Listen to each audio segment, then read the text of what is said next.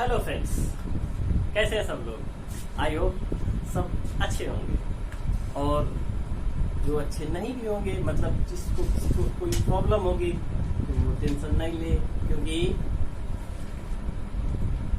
Problem समस्याएं आती हैं और चली जाती हैं। ठीक, सुख दुख तो आप लोग जानते हैं, जीवन का हिस्सा है। एक शायरी कही है, शायद नवजोत सिंह सिद्धू जी ने कही थी, कपिल शर्मा शो मैंने एक बार सुनी थी कि हर मुश्किल का हल है, हर मुश्किल का हल है, आज नहीं तो कल है। हर मुश्किल का हल है, आज नहीं तो कल है, पर आंख से आंसू मत बहाना मेरे दोस्त। आंसू गंगा जल है, तो अपने इस गंगा जल को संभाल के रखिए। कभी रोइएगा नहीं, कभी आंसू मत बहाइए किसी परेशानी के चक्कर में, क्योंकि हर समस्या का हल निकलेगा। तो फ्रेंड्स, आज हम लोग उसके आगे देखते हैं।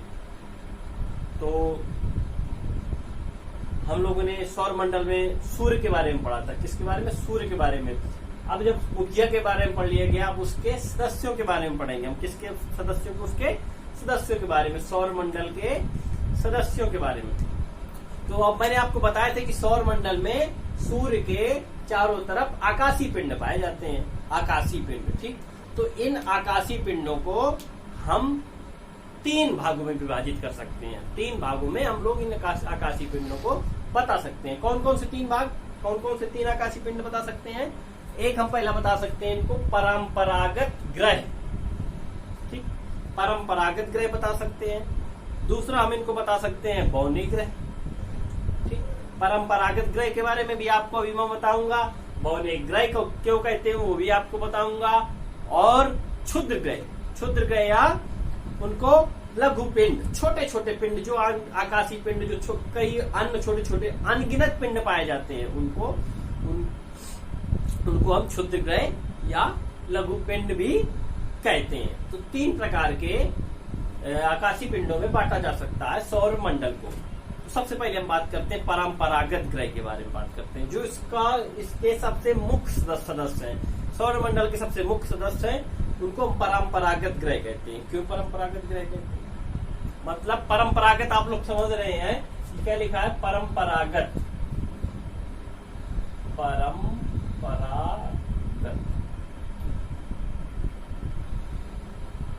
परंपरागत जैसे परंपरागत शब्द से ही आप लोग समझ सकते हैं। तो इसमें क्या जुड़ा है? परंपरा का मतलब आप लोग जानते हैं। परंपरा का मतलब होता है एक नियम कायदा होता है। कुछ कहते नहीं कि ये कुछ परंपराएं चली आ रही हैं, उन परंपराओं को, कुछ पारिवारिक परंपराएं होती हैं, उन परंपराओं को निभाना पड़ता है, सबको निभाना पड़ता है। मतलब कुछ नियम कायदे होते हैं, हर परिवार के कुछ नियम कायदे होते हैं, तो उनको निभाना पड़ता है। उनको हम कहते हैं नियम कायदों कहते हैं, नियम कानून कहते हैं परंपरा। तो ऐसे ग्रह है जो सौर मंडल के परंपराओं का निर्वहन करते हैं, मतलब सौर मंडल के नियम कायदों का निर्वहन करते हैं, उनको परंपरागत ग्रह कहते हैं। आप लोगों को उदाहरण देके समझाऊंगा, बहुत एक अच्छा सा उदाहरण है। आप लोग हंसेंगे भी, आप लोगों को मजा भी आएगी। अच्छा सा उदाहरण क्या होता है कि एक क्लास होती है, एक क्लास में हर तरह के बच्चे होते हैं। तो ये इसको भी एक क्लास समझ लीजिए, इनको क्लास टीचर समझ लीजिए, सौर मंडल को एक क्लास समझ लीजिए, ठीक। इसमें तो परंपरागत ग्रह, क्षुद्र ग्रह और लघु ग्रह क्या क्या हो सकते हैं आपको बता रहा हूँ। इसमें एक क्लास में कुछ बच्चे होते हैं जो बहुत ज्यादा ब्रिलियंट होते हैं, बहुत होशियार होते हैं, ब्रिलियंट होते हैं, और कानून नियम के पक्के होते हैं। उनको आप जो नियम बता देंगे, उनको आप जिस तरह वो कर देंगे, उसी तरह चलेंगे। वो आपका होमवर्क टाइम से करेंगे, टाइम से विद्यालय आएंगे, टाइम से विद्यालय जाएंगे, आप जो कहेंगे वो करेंगे। तो उन बच्चों को अच्छे बच्चों की श्रेणी में डाल दिया जाता है, सबसे अच्छे बच्चे बोला जाता है। तो ये जो परंपरागत ग्रह हैं, वही अच्छे बच्चे, इनको समझ लीजिए। ये परंपरागत ग्रह हैं जो इस सौर मंडल के नियमों का पालन करते हैं, इसलिए इनको परंपरागत ग्रह कहते हैं। इनको मुख्य ग्रहों की श्रेणी इसीलिए दी गई है। बाकी जो कुछ बच्चे होते हैं जिनको किसी चीज से मतलब नहीं होता, आप लोग जानते हैं बैकबेंचर्स कहते हैं, लेकिन backbenchers are the bones of the classes को ये भी बोलते हैं, ठीक। तो जो बच्चे होते हैं जिनको किसी चीज से मतलब नहीं रहता उनको क्षुद्र ग्रहों की श्रेणी में ला सकते हैं, जो ठीक ठाक होते हैं उनको पौने ग्रह की श्रेणी में भी डाल सकते हैं। क्लास के हिसाब से देखा जाए तो क्लास के हिसाब से जो अच्छे बच्चे होते हैं उनको हम परंपरागत ग्रहों की वो दे सकते हैं, तुलना कर सकते हैं कि परंपरागत ग्रह जो जिस तरह परंपरागत ग्रह हमेशा सौर मंडल के नियमों के हिसाब से चलते हैं। नियम क्या होते हैं अब ये भी आपको बता दें। मतलब इस तरह के ग्रह जो सूर्य की परिक्रमा अपने निश्चित कक्षीय गति में करते हैं, सूर्य की परिक्रमा अपने निश्चित कक्षीय गति में करते हैं। अब कक्षीय गति क्या होती है? जैसे सूर्य हो गया दोस्तों, सूर्य हो गया, अब सूर्य के चारों तरफ ये चक्कर लगा रहे हैं, ठीक। तो जिस पथ पर चक्कर लगाते हैं, मतलब जिस रास्ते में चक्कर लगाते हैं, ये सूर्य हो गया। और कुछ आपको एक चीज बता दूं, ये सूर्य हो गया, ये ग्रह हो गया, सूर्य के चारों तरफ ये चक्कर लगाते हैं, इस तरह चक्कर लगाते हैं। तो जिस निश्चित पथ पर चक्कर लगाते हैं, मतलब एक वे होता है, एक रास्ता होता है कि इसी रास्ते से चक्कर लगाएंगे, मतलब कोई शॉर्टकट रास्ता नहीं अपनाएंगे, तो उसको हम लोग कच्छी मार्ग कहते हैं। क्या कहते हैं? कच्छी मार्ग। और जो ये सूर्य की परिक्रमा लगाना है तो इसको हम कह देते हैं कच्छी चाल या कच्छी गति, ठीक है। जो तो ऐसे ग्रह या ऐसे आकाशीय पिंड जो एक निश्चित समय अवधि में निश्चित मार्ग पर, मतलब निश्चित कच्छी मार्ग पर सूर्य की परिक्रमा करते हैं, उनको हम परंपरागत ग्रह कहते हैं। मतलब सूर्य की परंपराओं का पालन करते हैं, उनको हम परंपरागत ग्रह कहते हैं, ठीक। परंपरागत ग्रह कौन कौन से होते हैं? मैंने जो मुख्य ग्रह, ये मुख्य ग्रह भी कहलाते हैं, तो मैंने इनके नाम लिखे हुए हैं। आइए देखते हैं कौन कौन से होते हैं परंपरागत ग्रह। ये तो हो गया हमारा सूर्य, बुध, शुक्र, पृथ्वी, मंगल, बृहस्पति, शनि, अरुण और वरुण, ये परंपरागत ग्रह होते हैं। अब ये सब क्या है? ये सूर्य से दूरी के हिसाब से हमने लिखे हुए हैं कि सूर्य से सबसे दूर कौन होता है, सबसे नजदीक कौन होता है। तो सूर्य से दूरी के हिसाब से सबसे सूर्य के नजदीक कौन सा हुआ? आप लोग देख लीजिए, सूर्य के सबसे नजदीक कौन सा है? बुध ग्रह है। क्या है ये? बुध ग्रह।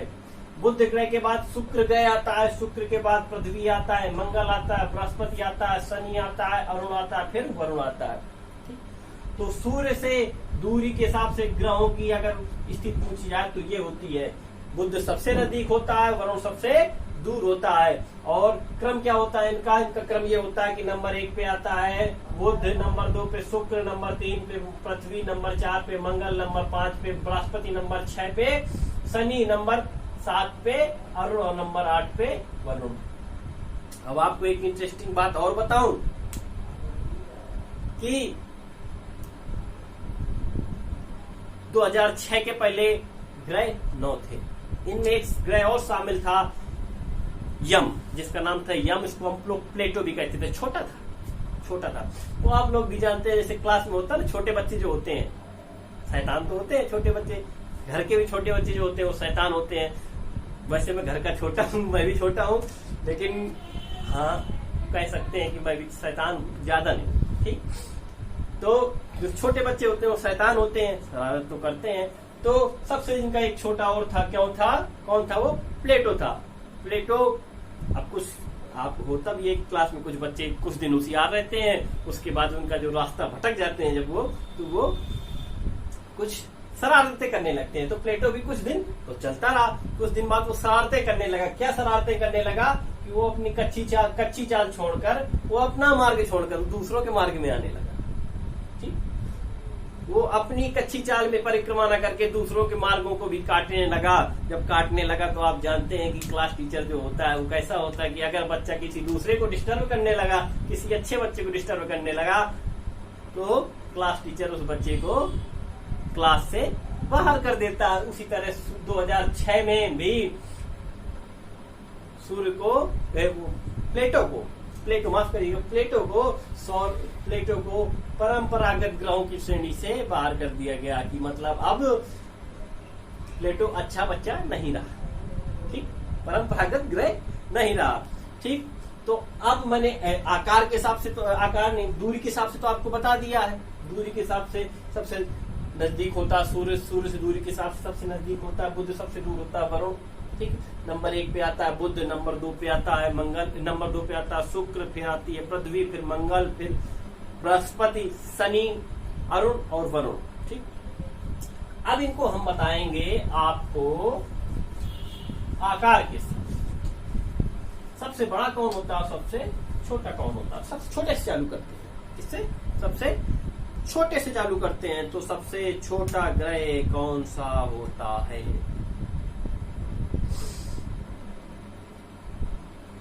सबसे छोटा ग्रह होता है बुध। क्या होता है? बुध। आकार के अनुसार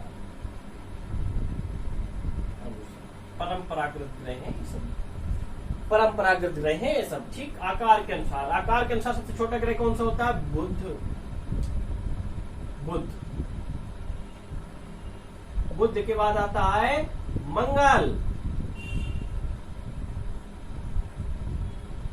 मंगल के बाद आता है शुक्र।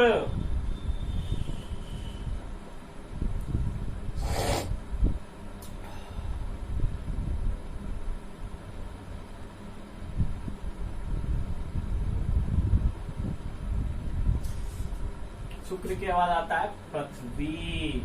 आकार के हिसाब से बता रहा हूं आपको दोस्तों, आकार के हिसाब से।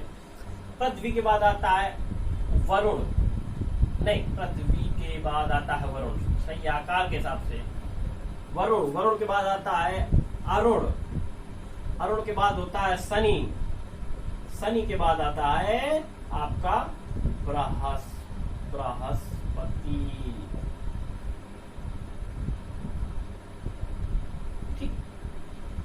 ठीक मित्रों, तो ये सब किसके हिसाब से होता है? ये छोटे से बड़े क्रम में है, छोटे से बड़े के क्रम में, बड़े के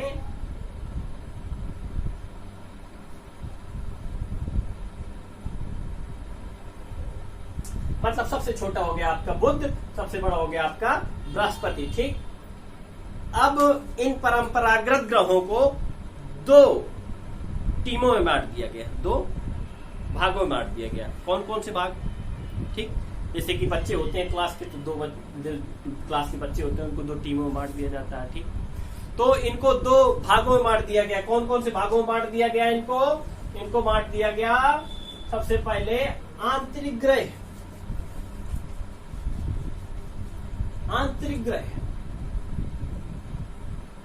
आंतरिक ग्रह बोला गया, आंतरिक ग्रह और बाह्य ग्रह।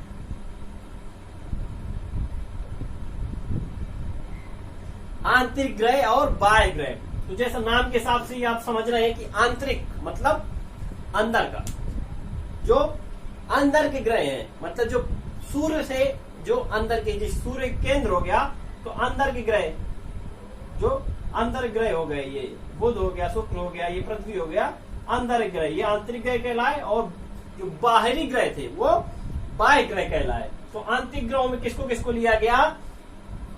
आंतरिक ग्रहों में लिया गया बुध, शुक्र,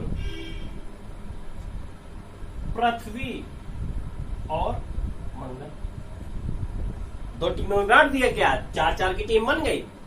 आंतरिक ग्रह मतलब आस पड़ोस की जो ये ग्रह थे, ये सब आंतरिक ग्रह कहलाए। ये सूर्य से नजदीक थे, इस कारण इनको आंतरिक ग्रह कहा गया। और जो सूर्य से दूर थे, जो बाहरी के, जो केंद्र से बाहर की ओर स्थित थे, उनको बाह्य ग्रह कहा गया। इनमें हुआ गुरु, जिसको हम शुक्र भी कहते हैं, वो गुरु जिसको हम बृहस्पति भी कहते हैं, शनि, सैटर्न जिसको सैटर्न कहते हैं, अरुण मतलब यूरेनस, और वरुण नेपच्यून, ठीक, इनको कहा गया। इनके और नाम दिए गए। क्या नाम दिए गए आप लोग जानते हैं कि जब जैसे दो टीम बन गई, अब जब दो टीम बन गई हैं, तो उनमें जो जिस क्लास में दो टीमें बना दी जाती हैं, तो उनमें जो बड़ा होता है, जो बच्चे बड़े होते हैं, उनको कैप्टन बना दिया जाता है। क्या बना दिया जाता है? कैप्टन। तो इनमें भी जो बड़े ग्रह थे, उनको इनमें कैप्टन बना दिया गया था, ठीक। तो उन कैप्टन के हिसाब से भी उनका टीमों का नाम दे दिया गया, ठीक। तो कौन कौन से कैप्टन बनाए गए? इनमें जानते हैं कि इन चारों ग्रहों में आकार में सबसे बड़ा कौन था? पृथ्वी। इनमें सबसे बड़ा कौन था? गुरु, ठीक। तो जब पृथ्वी इन सब में बड़ी थी, तो पृथ्वी को कैप्टन बना दिया गया। तो ये ग्रह पृथ्वी ग्रह भी कहलाए, पार्थिवी ग्रह भी कहलाए, ये पार्थिवी ग्रह, पृथ्वी के हिसाब से पार्थिवी ग्रह भी कहा गया इनको बृहस्पति ग्रह भी कहा गया। ठीक, इनको पार्थिवी ग्रह भी कहा गया, इनको बृहस्पति ग्रह भी कहा गया। अब हम बात करते हैं मित्रों ग्रहों के बारे में, एक एक ग्रह के बारे में बात करेंगे। सबसे पहले बात करते हैं बुध के बारे में। सबसे पहले बात करते हैं बुध के बारे में। बुध के बारे में जल्दी जल्दी हम बात कर लेते हैं। बुध के बारे में जो इंपॉर्टेंट फैक्ट है उनके वो जान लेते हैं सिर्फ। सबसे पहले बुध के बारे में सबसे इंपॉर्टेंट फैक्ट क्या है कि ये सूर्य का सबसे नजदीकी ग्रह है। कौन सा ग्रह है? सूर्य का सबसे नजदीकी ग्रह है बुध, और सबसे छोटा ग्रह है। ठीक, सबसे बुध जो है सूर्य का सबसे नजदीकी ग्रह है। इंपॉर्टेंट फैक्ट्स है, ये सबसे नजदीकी ग्रह है, सबसे छोटा ग्रह है। आप लोग जानते हैं सबसे छोटा ग्रह भी है सबसे।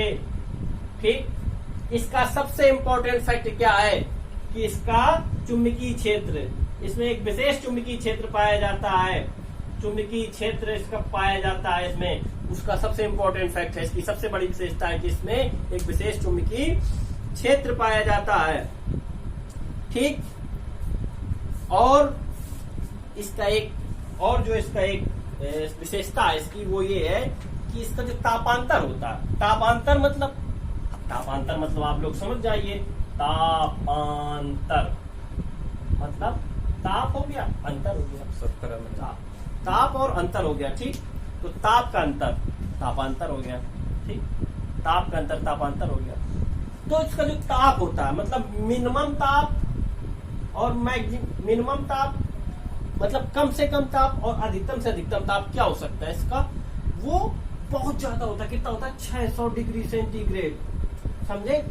मतलब दिन में दोपहर जब वहां होती है तो वहां 427 डिग्री सेंटीग्रेड तक तापमान चला जाता है, और रात में 173 डिग्री सेंटीग्रेड तक तापमान आ जाता है। मतलब रात में बर्फीली हवाएं चलती हैं और दिन में गर्म हवाएं चलती हैं। तापांतर का 600 डिग्री सेंटीग्रेड पाया जाता है। ये सबसे बड़ी विशेषता है। ठीक, इसका कोई उपग्रह नहीं है। तो इसका मैंने बताया कि इसका कोई उपग्रह नहीं है। ये बुध की विशेषताएं हो गई। ये इंपॉर्टेंट फैक्ट है एग्जाम के हिसाब से, इससे ज्यादा कुछ एग्जाम में पूछा नहीं जाता है इसमें। तो अब वीडियो थोड़ा लंबा हो रहा है तो माफी चाहते हैं। अब अगले ग्रह के बारे में आपको नेक्स्ट वीडियो में बताएंगे।